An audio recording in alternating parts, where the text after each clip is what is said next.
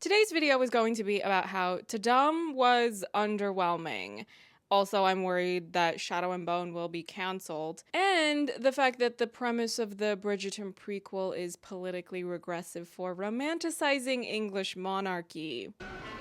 Before we begin all of that, though, I received a comment from one of my subscribers saying that they were not being notified about my uploads.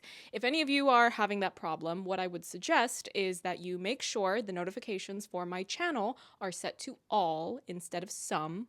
And if that doesn't work, you could also try unsubscribing and resubscribing as a YouTube equivalent of turning it off and on again.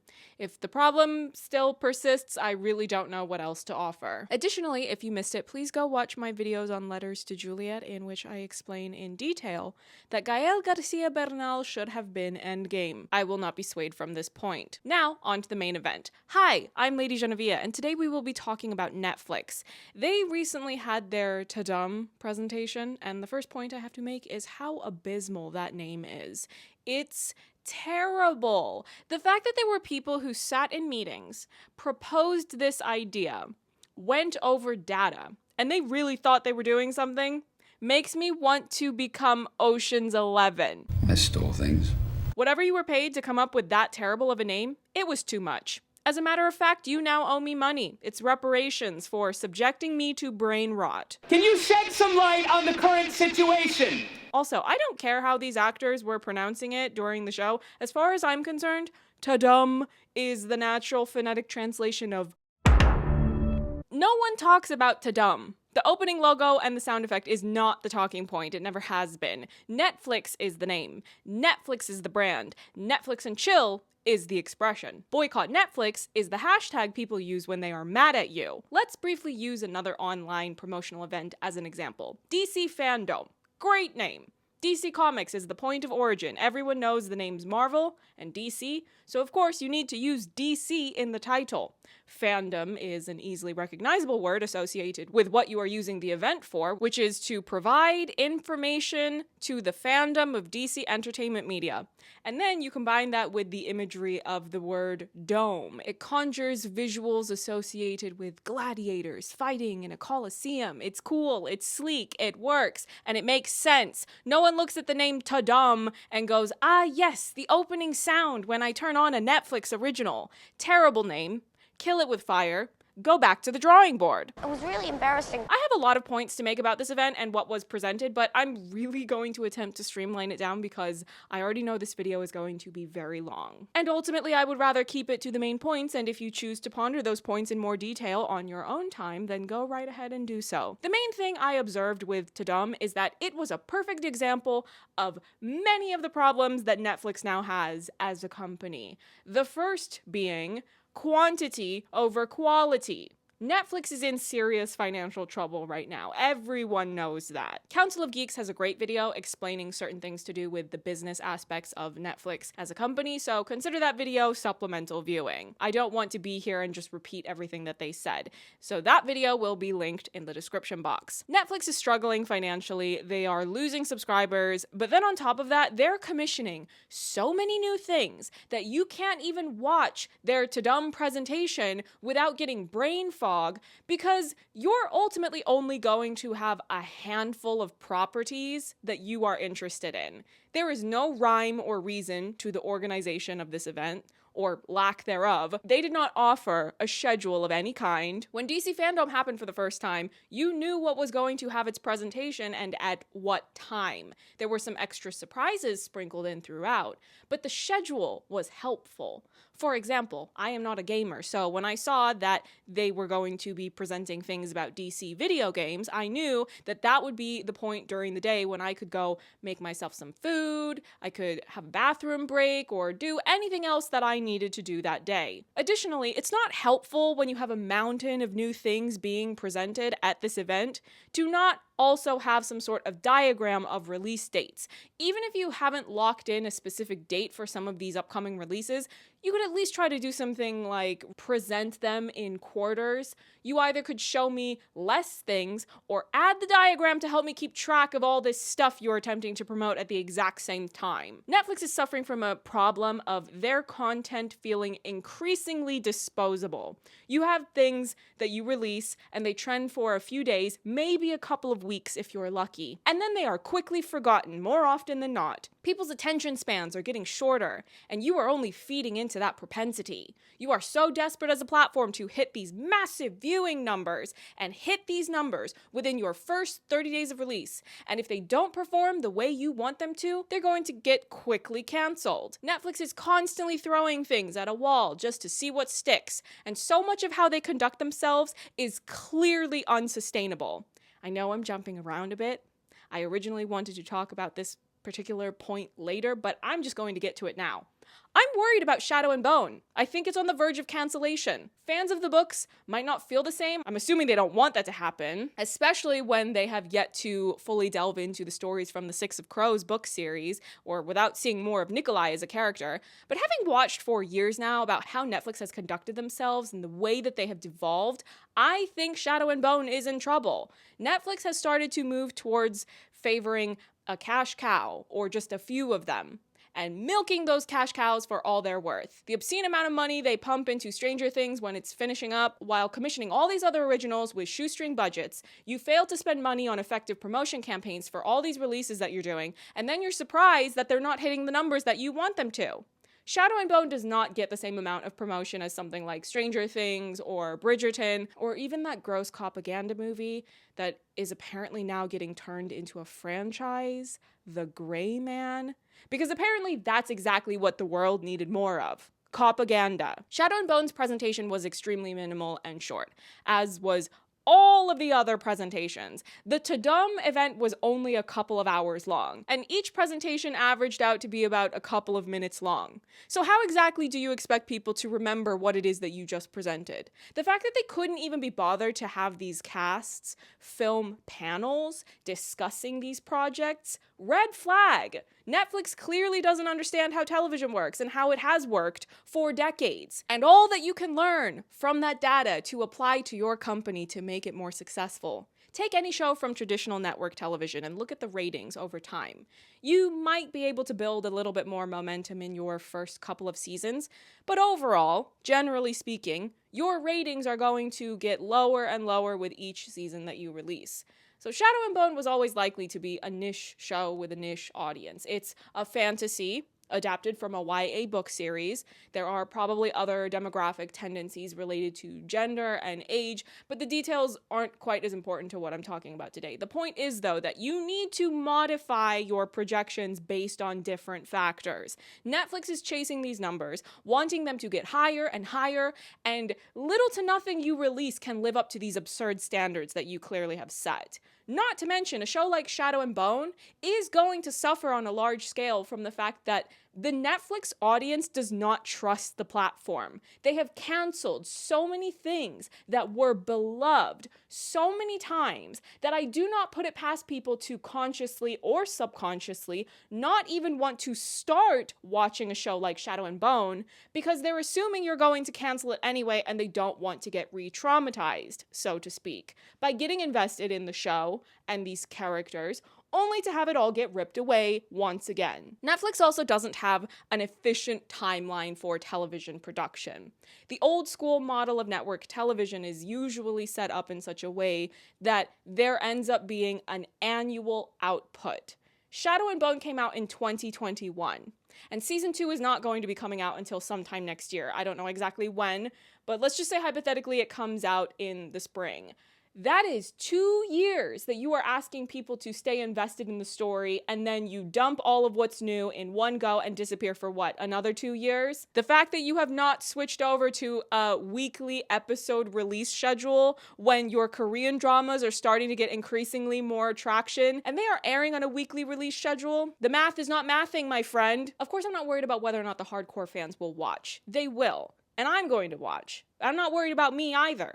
But you have to capture people's attention who are outside of the most passionate core fan base if you are expecting to get anywhere near these ridiculously high numbers that you are setting that are required in order to secure a renewal. And this is not even factoring in the fact that Netflix is clearly raising their already too high demand for numbers. They canceled First Kill, and that show was constantly trending online. There were so many girls and women who were ravenous to watch more of that, even though a significant portion of that show's fan base knew that the show clearly had problems with not being given anywhere near enough money for a budget. But they were still invested. The ratings were enormous. You cannot tell me they weren't. And Netflix still canceled it. Shadow and Bone is about to release a sophomore season, and the showing to get people excited about it at Tudum was poor. It just was. That doesn't mean that the other presentations for other things were great. I think more or less all of what was presented was mediocre at best. But I needed to see something cut together that would really wow a general audience. People who don't already know things about the Shadow and Bone world, like why Alina's powers appeared in season 1 when they did. If you've read the books, don't spoil it in the comments. But if you know, you know. Netflix is clearly confused as a company, and I take no pleasure in saying that I'm worried about Shadow and Bone securing a renewal, but I am. I want to see more of that world. I want to watch these characters grow, evolve, or even devolve, because that could be interesting. I want to see more of Kaz and Inej staring at each other, but do I think I'm going to get it? When I step outside of the bubble of me being a fan of the show and look at how Netflix is conducting themselves with the tidal wave of content they dump onto their platform and how much of it gets prematurely canceled, I am not holding out much hope. I would rather brace myself for it happening instead of being blindsided by it. Netflix already developed a reputation several years ago for not letting the majority of their shows get past 3 seasons. And even though I know they are aware that they have this reputation, I have not seen enough tangible change for the better in what they do to believe that the majority of what they release stands a chance. There are only a handful of series that make it to 3 or more seasons, and budget also comes into play with determining which reaches those milestones. I don't know how much Shadow and Bone costs, but I would have to imagine a lot of it is expensive. Those costumes and a lot of the sets have to be constructed and created. There's a fair bit of special effects. It's not like Never Have I Ever or Heartstopper, where the world of the show largely resembles what already exists around us. That translates to production costs. And I'm also still irritated that Sense8 was canceled. It's been years, I'm still upset. I loved that show, but it was expensive. The production costs would have absolutely influenced the discussions about renewal or cancellation. All I will say is that if you are an avid fan of Shadow and Bone, I think you should be prepared to mobilize. Sense8 was unjustly canceled, but the fandom made so much noise that Netflix agreed to a movie to wrap up certain stories. I know it can be tempting to discuss Shadow and Bone within your own fandom friendship groups, within a fandom ecosystem, but I reckon it's actually a lot more helpful to try to get people who are not already in there to start watching. I started watching Mozart in the Jungle because someone made a highlight video of Gael Garcia Bernal saying highlight over and over again. And I was so confused and delighted by what I saw that I knew I needed to get more context about what was going on. I haven't finished that show though, so don't say anything about the later seasons and expect me to understand the references.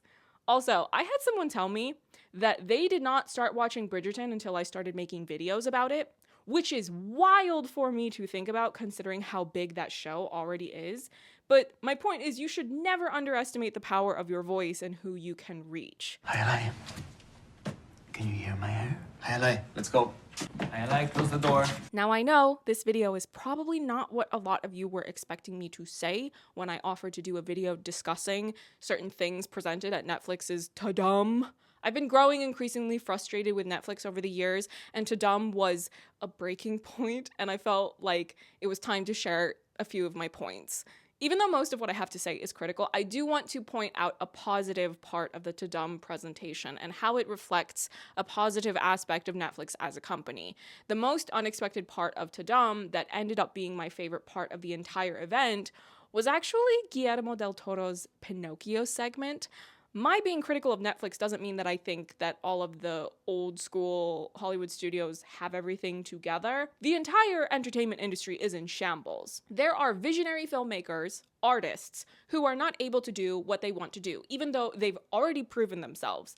And those people, many of them, are making deals with Netflix where they can make the things they want to make that the other studios already said no to. A few examples of this include Martin Scorsese, Zack Snyder, Jean-Pierre Jeunet, and now Guillermo del Toro. Seeing him bring back this old school stop motion artistry, I could have cried because of how stunning it was to watch. The fact that I went into Tudum mostly wanting to see what promo was going to be shared for Bridgerton and Shadow and Bone, only for Guillermo del Toro to steal the show with a showing about a movie that I was not even thinking about until that moment.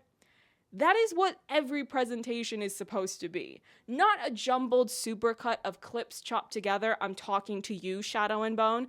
Show us the cast filming a sequence hooked up to wires, or show us Amita practicing with her knives. Show us something interesting that sparks our excitement and imagination and gives an insight into the making of the thing that you are trying to get us to watch. If you wanted to release a trailer, you could have just released a trailer without acting like you were going to do something revolutionary. Okay, cool. Now I know that we're going to get a Melina kiss, but if that had been shown in a proper trailer, maybe it would have been edited in such a way that you would also preview the build up to that kiss so the viewers could ask themselves while watching, ooh, are they going to kiss? And then they do. But of course, there are some who are clicking on this video wanting me to talk about the Bridgerton presentations. Okay, so there are two parts to this since there were two shows being promoted. One was the painting segment for the regular show. Regardless of how cute you may find the actors and their chemistry with each other, purely from a promotional level, this segment was a waste of my time. That is my opinion. I will not fault any fans who found joy in watching it because maybe those people are happy when the higher-ups offer meager scraps. But you telling me an episode title and offering a few opening lines that are never going to reveal anything substantial in regards to a general premise and overall trajectory of these characters, it's simply not interesting to me. What conversations is that showing going to spark outside of the show's fan base? The people who haven't read any of the books, the people who are not looking for any and every update at any given moment, even during the lull period between seasons. What promotional purpose did that segment have? And to be clear, I'm pretty sure they're still filming, so you are not obligated to share anything just yet, to be quite honest. I think a panel would have been a much more interesting use of the time. Maybe something, we'll say 10 minutes long, fleshing out the journey of these characters in the first two seasons and how that jump starts where each of these leads are going to be when season 3 opens. You don't have to give anything major away.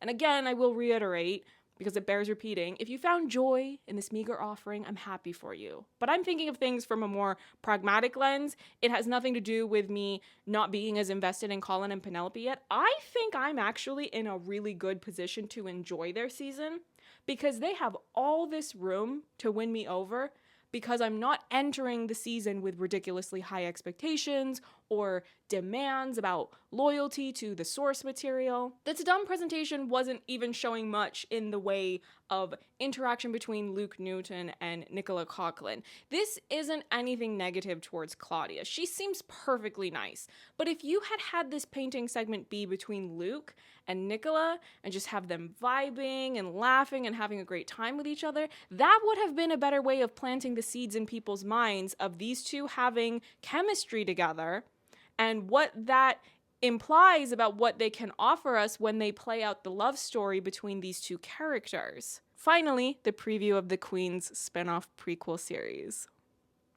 I'm going to try to keep this as short as I can because I don't want to unpack multiple centuries of colonial violence, as well as the many ways that the English monarchy abuses its power to lobby the government for financial gain in regards to things like land, taxes, inheritance, and I don't want to turn into Christopher Eccleston's iconic Instagram posts, even though they are hilarious and accurate. But I really have to question why this show exists. Fundamentally, the premise is archaic and a passive endorsement of oppressive systems. To be clear, since a lot of people like to jump to conclusions conclusions. I am not saying that the Queen's spin-off show will be bad, and I am not suggesting that you should boycott it. I'm going to watch it, and I may very well enjoy it.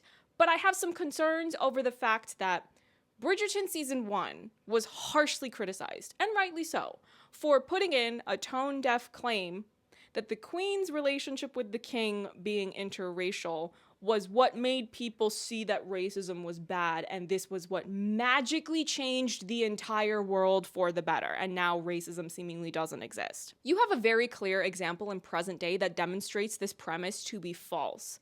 I don't want to subject my viewers to every nasty thing that has been said on television or in print about Meghan Markle. She didn't deserve all that racist harassment, but I'm also not going to put her and her husband on a pedestal. She has said that she was perfectly willing to go along with the oppressive system of the monarchy. Even now, after all they've been through, it's not as if they are calling for the system to be abolished, which it absolutely should be.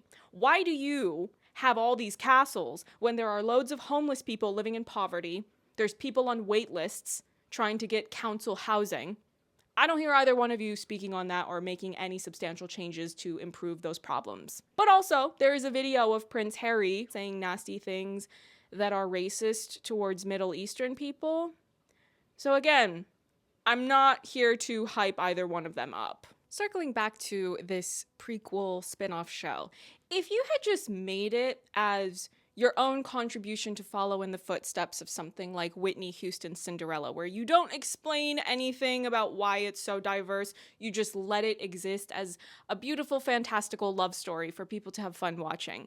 I might have still had a little bit of skepticism, because it's the monarchy, but I would have been far less prickly about what was being done. But the premise that had already been released about this spin-off was centered on Queen Charlotte's rise to prominence and power. This Bridgerton-verse prequel tells the story of how the young queen's marriage to King George sparked both a great love story and a societal shift, creating the world of the Ton inherited by the characters in Bridgerton. You've already been given the note when season 1 was released that this is a fallacious idea.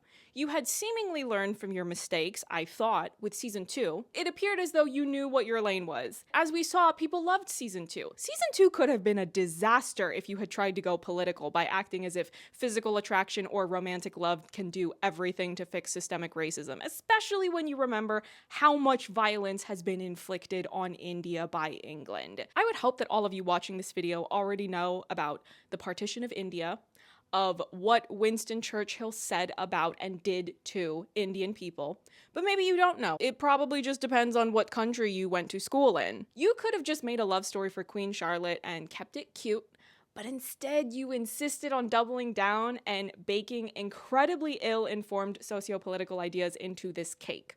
Were these two actors cute together in the presentation? Yes, of course they were. But of all the corners of the Bridgerton universe that you could have explored, I don't fully understand why this was chosen as the most interesting option. Clearly, I am biased in that I always want the more revolutionary option, and I don't want it to come across like I'm trying to deprive an underrepresented group of viewers from getting another cute love story to add to their romance playlists. Instead of only offering criticisms with no solution, I will share a thought I had about something I personally would love to watch from the Bridgerton universe. Do I think we will ever get it? No, but I will share it with you viewers anyway. One of the talking points I've seen come up at different points from some Bridgerton viewers is that they would really love to be able to see a queer romance play out in the Bridgerton universe. Now, unfortunately, I think the show backed themselves into a bit of a corner by establishing and emphasizing that marriage is a business transaction in this universe. That is the default setting. It's a financial necessity for a lot of women, especially the women in the Ton. However, I was coming home on the same day Tudum happened. I was ruminating on the many issues I had with the event and my many frustrations with Netflix as a company, as well as my mixed feelings about the class politics of Bridgerton. And then I had an epiphany. The spin-off I want to see, that I don't know if anyone has talked about, that could not only offer underrepresented viewers a chance to see themselves in the spotlight, falling in love, but do it without the very questionable practice of making it seem like interracial marriages in the monarchy will solve systemic racism.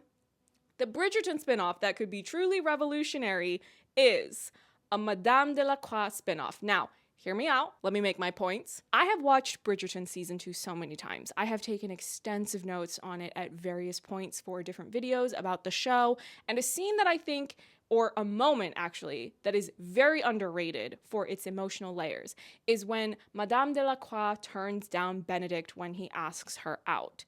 She is a working class woman. She probably doesn't feel like she will ever have a shot at ending up with someone from his class standing or finding acceptance from the people of this world. And I had this thought of, well, why can't she have it all? All these characters we see falling in love on the show, they get me invested in their stories.